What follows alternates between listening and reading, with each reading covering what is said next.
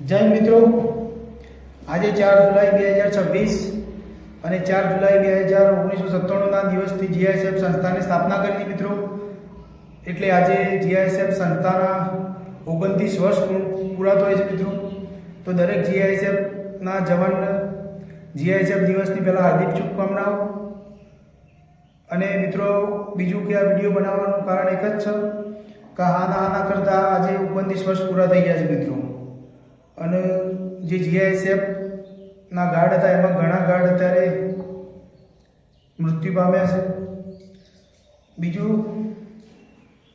કે આપણા દરેક યુનિયનને એક મારે વિનંતી છે કે આપણા જીઆઈએસએફના જે 3 થી 4 યુનિયન છે મિત્રો, તો એમાં દરેક યુનિયનને મારી એક અપીલ છે કે મિત્રો, તમે જીઆઈએસએફના ભલા માટે લડી રહ્યા છો તો તમે બધા એક થઈ રજૂઆત કેમ નથી કરતા? મારો પ્રશ્ન હંમેશાથી આ એક જ છે. પહેલાં તો અલગ અલગ મુદ્દાઓને તમે કોર્ટમાં મિત્રો લડી રહ્યા છો તો આપણો ક્યારે નિકાલ આવશે? કેમ કે સમગ્ર ભારતની વાત કરીએ તો અત્યારે આખા ભારતની કોર્ટમાં લગભગ આપણે ગૂગલમાં જોઈએ તો 8 કરોડ કેસ પેન્ડિંગ છે મિત્રો. અને ગુજરાતની કોર્ટની વાત કરીએ તો સમગ્ર ગુજરાતની દરેક કોર્ટમાં ટોટલ 21 લાખ ઉપર કેસ પેન્ડિંગ છે મિત્રો. તો આ કોર્ટના ચક્કરમાં આપણા યુનિયનને ખાસ એ જ કહેવું છે કે તમે અલગ અલગ મુદ્દાઓને જે રજૂઆત કરી છે બરાબર છે, પણ એનાથી હવે કોઈ નિકાલ આવે એવું લાગતું નહીં મિત્રો. કેમ કે કોર્ટ કચેરીના ધક્કા ખાવામાં ઘણા ગાઢ અત્યારે આપણી જોડે નથી મિત્રો. તો 2027માં ચૂંટણી આવી રહી મિત્રો, તો આપણે સીધી સરકારમાં જ રજૂઆત કરો અને આપણું સંખ્યાબળ વધારે હશે તો જ આપણે નોટ લેવાશે મિત્રો. તમે બીજા યુનિયન જે જીઈબીના છે, એસટીના કર્મચારીઓના છે, એ લોકો જ્યારે ભાઈ હડતાલ પર ઉતરે તો એ લોકોનું જે મુદ્દાઓ હોય ચોક્કસ હોય, ભલે એમના યુનિયન ગમે તેટલા હોય, પણ જ્યારે પણ દરેક કોઈ કામ કરે તો એમાં બધા એક થઈને કામ કરતા હોય છે મિત્રો. અને આપણે તો એકબીજાના પગ ખેંચવામાંથી ઊંચા નહીં આવતા. પેલા યુનિયનવાળા આમ કરે છે તો પેલા યુનિયનવાળા આમ કરે, એના વિરુદ્ધમાં જ હોય છે. અત્યારે જીઆઈએસએફ સંસ્થાને એક ઈમાનદાર સાહેબ મળ્યા છે, શ્રી ધારિયા સાહેબ.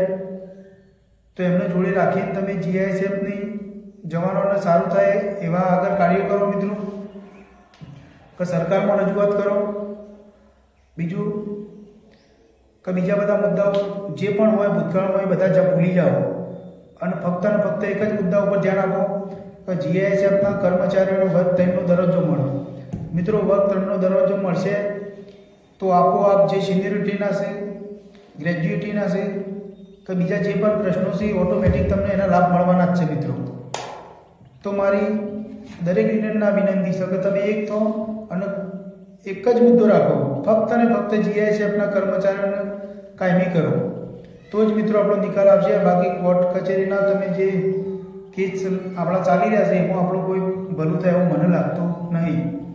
બીજું કે અત્યારે ઓછા પગારમાં દરેક વ્યક્તિને ખબર જ હશે જે તકલીફો મને પડે છે દરેક ગાર્ડને પડતી જ હશે.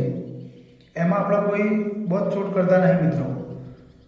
પણ મારી સાહેબશ્રીને અને બીજી જે કમિટીના જે લોકો એમને દરેકને એક વિનંતી છે કે જો પ્રાઇવેટ કંપનીઓમાં જે કર્મચારીઓ નોકરી કરતા હોય છે એ લોકોને મેડિકલ ઇન્સ્યોરન્સ હોય છે કે કોઈ મોટી બીમારી આવી જાય એમને કે ફેમિલીને, તો એમને એ ઇન્સ્યોરન્સ મેડિકલમાંથી એમની સારવાર થતી હોય છે અને એમને એટલું કંઈ તકલીફ નથી પડતી હોતી મિત્રો એના લીધે.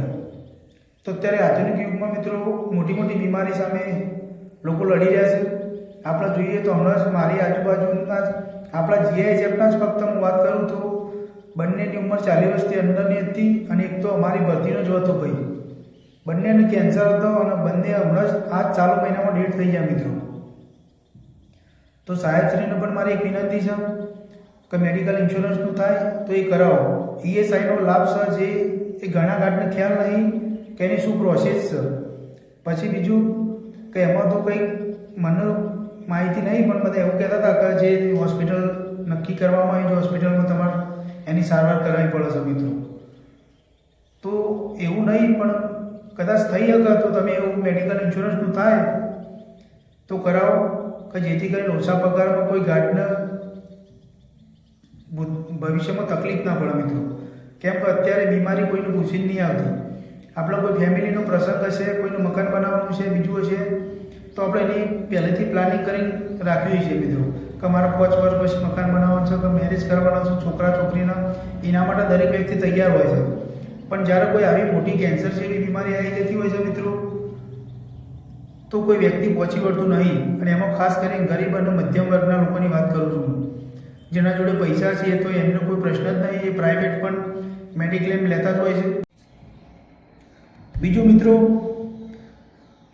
કે જીઆઈએસએફ જવાનના પગારમાંથી જે જીએસટી કપાઈ રહ્યું છે, એ મેં અનેકવાર ગ્રુપમાં લખેલું છે જીઆઈએસએફના, કે જે જીએસટી કપાય છે કઈ રીતે કપાય છે. આપણો જીએસટી સરકારે કોઈ કંપની પ્રોડક્ટ બનાવતી હોય કે કોઈ માલનું વેચાણ કરતી હોય, એના ઉપર મિત્રો જીએસટી કપાય, એના ઉપર લાગે જીએસટી.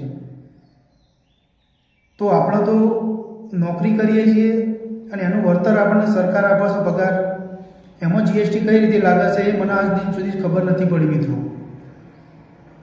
જીએસટી અને જીએસટી બંને ટેક્સ આપણા પગારમાં લાગી રહે. તો યુનિયનવાળો કોઈ દિવસ આટલો વિચાર આવ્યો છે કે ભાઈ જીએસટી કઈ રીતે લાગે છે, કેમ લાગે છે આપણા પગારમાં?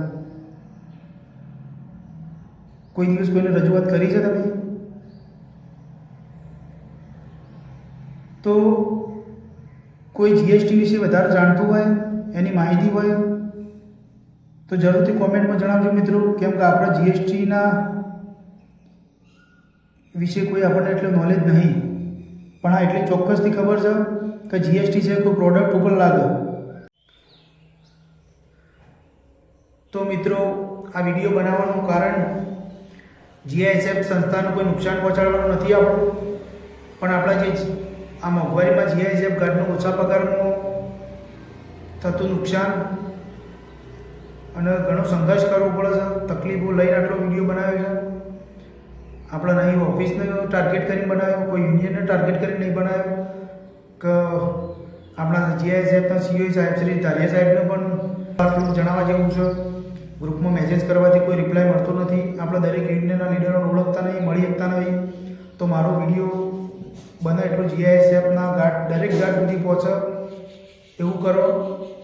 તમે પોતે વિચારો, હું સાચો હોય તો સાચો કહો અને ખોટું હોય તો પણ મિત્રો રજૂઆત કોમેન્ટ કરી શકો તમે. જય હિન્દ, ભારત માતા કી જય.